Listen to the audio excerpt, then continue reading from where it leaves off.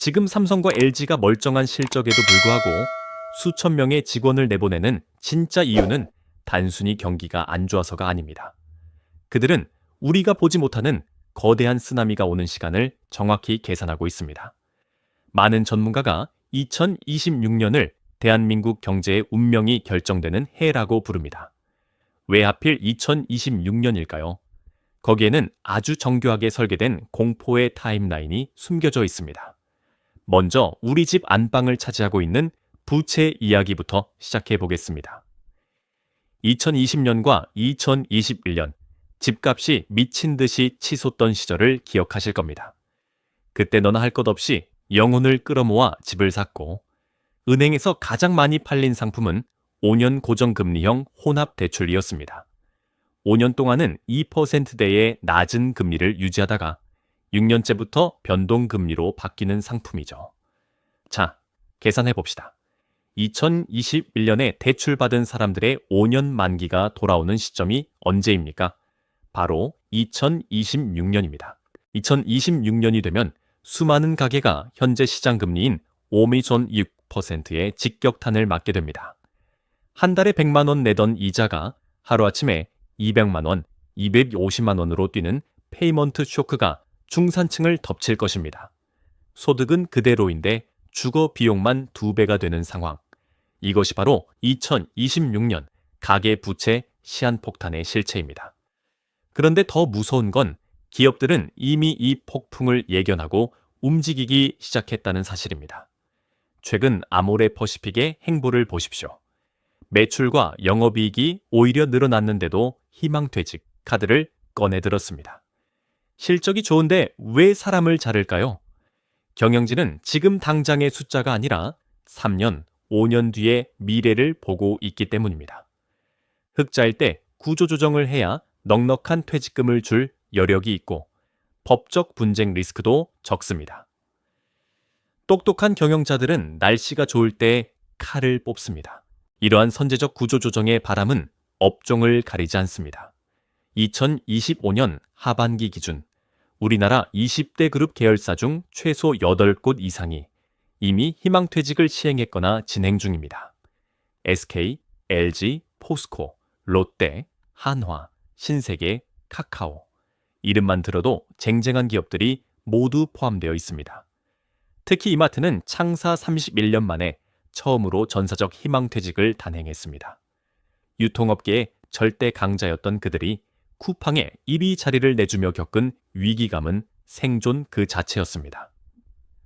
새벽 배송이 일상이 된 세상에서 오프라인 마트의 자리는 사라지고 있고 그만큼 직원의 자리도 증발하고 있습니다. 제조업의 심장부인 삼성전자조차 흔들리고 있습니다.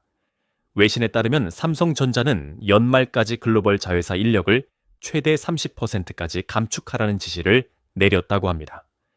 삼성이 이 정도면 안전한 곳이 어디냐는 불안감이 온라인을 뒤덮고 있습니다. 대기업 사원증이 평생 고용을 보장하던 시대는 끝났습니다. 우리를 더 절망하게 만드는 근본적인 원인은 외부에 있습니다. 바로 중국의 추격입니다. 철강, 기계, 배터리, 디스플레이, 자동차 등 대한민국의 5대 핵심 주력 산업에서 중국은 이미 한국을 추월했거나 턱 밑까지 쫓아왔습니다. 2030년이 되면 한국의 10대 주력 수출 품목 전체에서 중국이 한국을 앞설 것이라는 암울한 전망도 나옵니다. 디스플레이 시장만 봐도 2028년 중국의 생산 능력 점유율은 75%에 달하는 반면 한국은 8%까지 쪼그라들 것으로 보입니다. 한때 삼성과 LG가 지배하던 LCD 시장은 이제 중국 기업들의 무대가 되었습니다. 중국 정부의 막대한 지원을 등에 어분 기업들이 수익성을 무시하고 저가 물량을 쏟아내고 있기 때문입니다. 화학업계도 심각합니다. 과거에는 기초화학 제품을 한국에서 사가던 중국이 이제는 직접 만들어 한국에 팔고 있습니다. 철강도 마찬가지입니다. 중국 내 부동산 경기가 나빠지자 남는 철강을 헐값에 전 세계로 수출하며 한국 시장까지 잠식하고 있습니다. 한 경제연구원은 경고합니다. 경기가 좋아져도 중국에 뺏긴 일자리는 돌아오지 않는다. 그 자리는 영원히 사라진 것이다. 라고 말이죠. 결국 우리는 소득 크레바스라는 거대한 구멍 앞에 서게 됩니다. 통계에 따르면 한국 직장인이 주된 직장에서 퇴직하는 평균 연령은 겨우 49세입니다. 법정 정년은 60세지만 현실적으로 50세를 넘기기 힘든 것이 대한민국의 민낯입니다.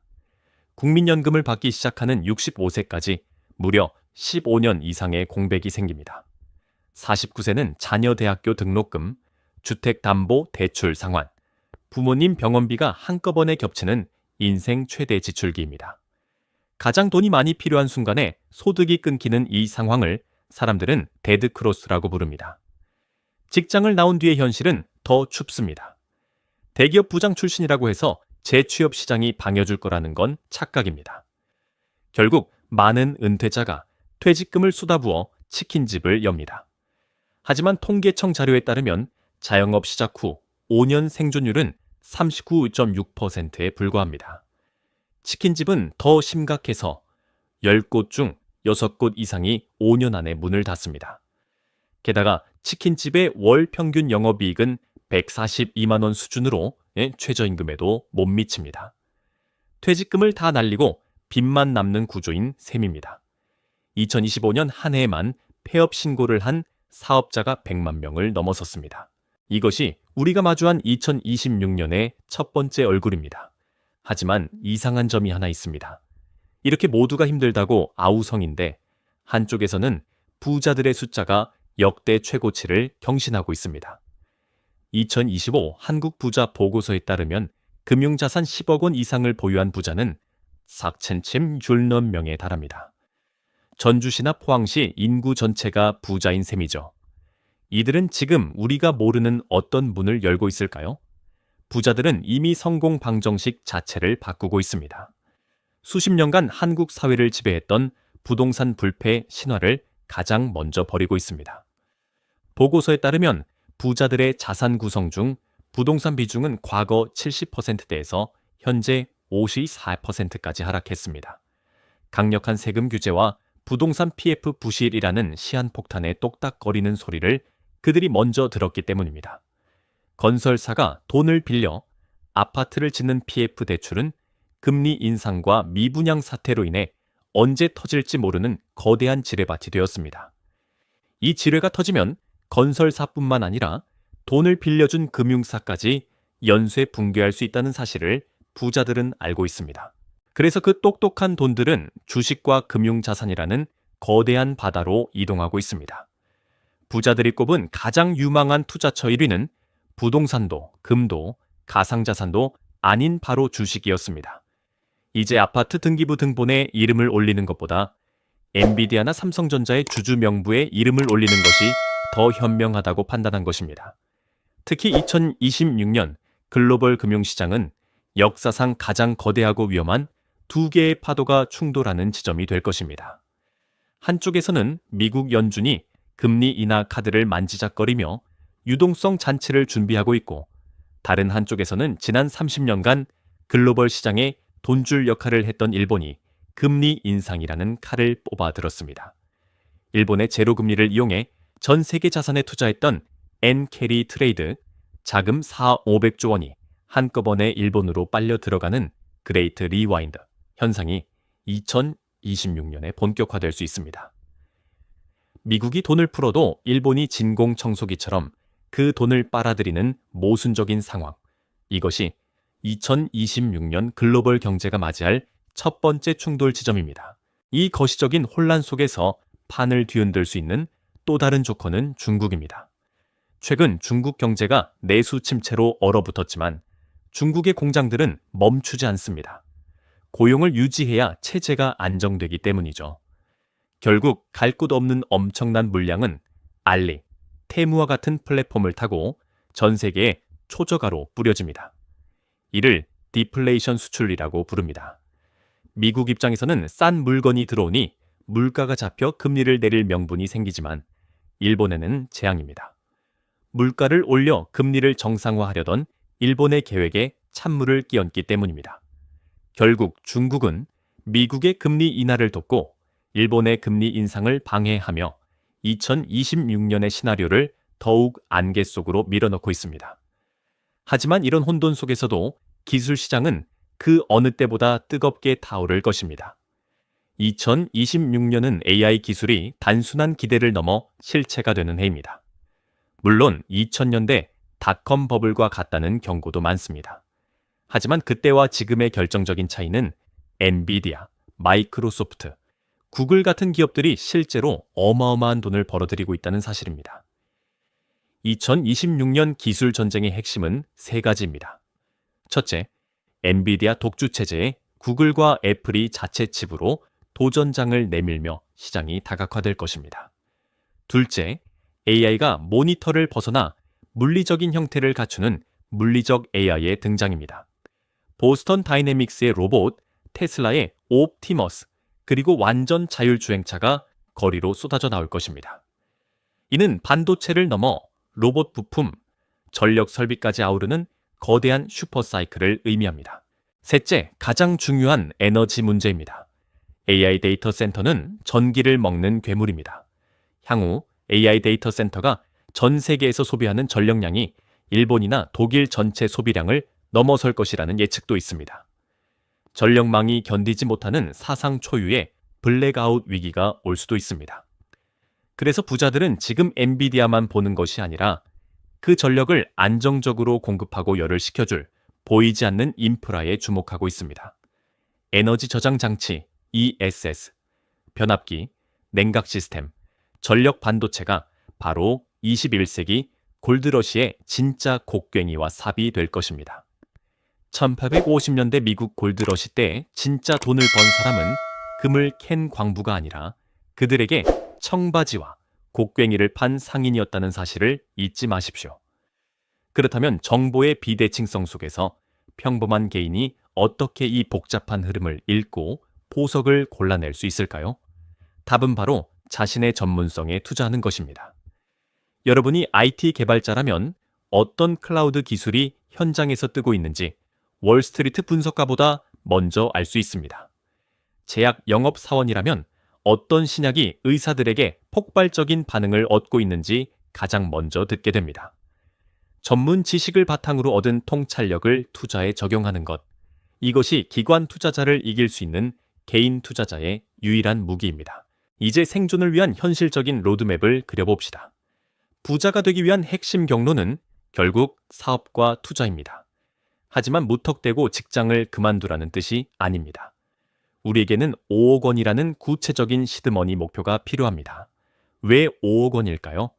이 정도 금액이 모여야 비로소 자산이 스스로 돈을 버는 가속도가 붙기 때문입니다.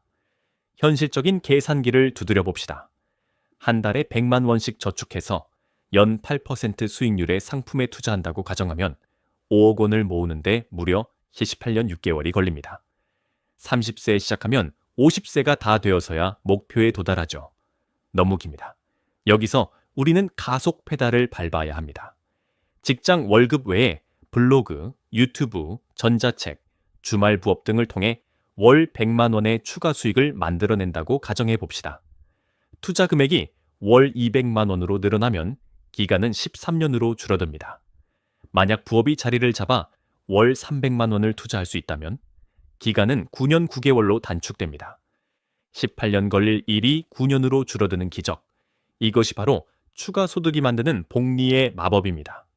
단순히 돈을 더 버는 것이 아니라 여러분의 젊음과 시간을 사는 것입니다. 하지만 5억 원이라는 시드머니를 손에 쥐었다고 해서 모두가 부자가 되는 것은 아닙니다.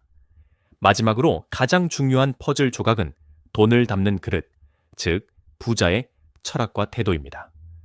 작은 종이컵에 1.5리터의 물을 부으면 대부분 흘러넘치고 바닥만 적실 뿐입니다. 돈도 마찬가지입니다. 부자의 그릇은 두 가지로 만들어집니다. 첫째는 시간을 다스리는 인내입니다. 1억 원을 연 8%로 투자했을 때 10년 뒤에는 2억 1,200만 원이 되지만 이를 멈추지 않고 20년을 묻어두면 4억 6,600만 원이 됩니다. 그리고 마지막 30년째가 되면 10억 원을 돌파합니다. 마지막 10년 동안 불어난 돈이 앞선 20년 동안 죽어라. 이래서 번 돈보다 훨씬 큽니다. 진짜 부자들은 시장의 소음에 휘둘리지 않고 10년, 20년 뒤에 거대한 스노우볼을 상상하며 기다릴 줄 아는 사람들입니다. 둘째는 배움에 대한 끝없는 겸손입니다. 이미 수십억, 수백억을 가진 부자들이 왜 그렇게 열심히 책을 읽고 전문가를 찾아다닐까요? 그들은 자신이 모른다는 사실을 인정하는 것에서 투자를 시작하기 때문입니다. 금융 지식은 한 번 배우고 끝나는 자격증이 아니라 평생을 갈고 닦아야 하는 생존 기술입니다. 자, 이제 2026년의 시나리오와 생존 전략이 모두 정리되었습니다. 미국의 금리 인하라는 유동성 잔치가 승리한다면 기술 성장주와 비트코인이 다시 한번 폭등할 것이고, 일본의 긴축이 시장을 강타한다면 엔화와 현금 같은 안전 자산이 승자가 될 것입니다. 어떤 시나리오가 닥치더라도 준비된 자에게 위기는 언제나 기회의 모습으로 찾아옵니다. 2026년 붉은 말의 해, 누군가에게는 부의 추월 차선에 올라타는 뜨거운 축제의 장이 되겠지만, 누군가에게는 감당 못할 부채의 무게에 짓눌리는 심판의 날이 될 것입니다. 여러분은 지금 무엇을 준비하고 계십니까? 막연히 어떻게든 되겠지라고 생각하고 계신가요? 아니면 다가올 파도의 높이를 계산하며 구명조끼를 입고 계신가요? 한 방을 노리는 투기가 아니라 균형 잡힌 투자, 예측이 아니라 대응만이 여러분과 여러분의 가족을 지켜줄 유일한 무기입니다. 이 거대한 흐름 속에서 아주 작은 균열조차 놓치지 마십시오. 부자가 되고 싶다면 먼저 돈을 담을 수 있는 그릇부터 키워야 합니다. 준비된 사람에게는 반드시 기회가 올 것입니다.